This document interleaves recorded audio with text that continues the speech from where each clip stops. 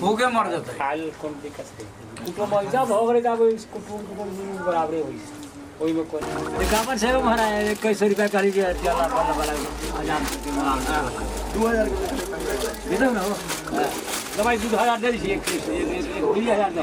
2000 दो ये सब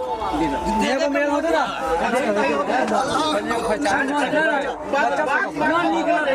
कहां पास जीवे ए भाई तो तू चिकनी बात खर्च आते रहे पहले ये सब बात किया बाद में बांट दिएगा पहले बात कपड़ा उपड़ा है से हां हजाम के कपड़ा दे दियो हजाम टिकट जगह दियो एक पैसा है ये बाबा नाम मिलन 1100 रुपया अपना दे दिए हां इतना कम बढ़िया जल्दी करा समझी ये घेचू ना पहले वहां पहले यहां पर सब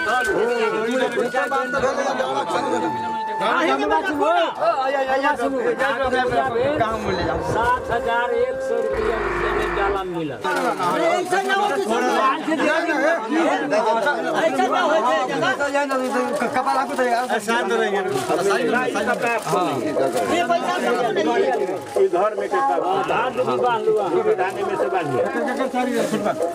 वो तो कितने बनेगा मिला लो समझी मिला लो हां 100 रुपया नहीं मिला पैसा हजार के सारी दियो पैसा मिला ये मालिक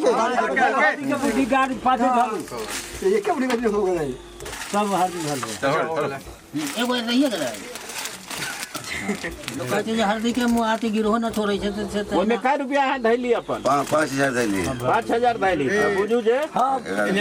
अने 5000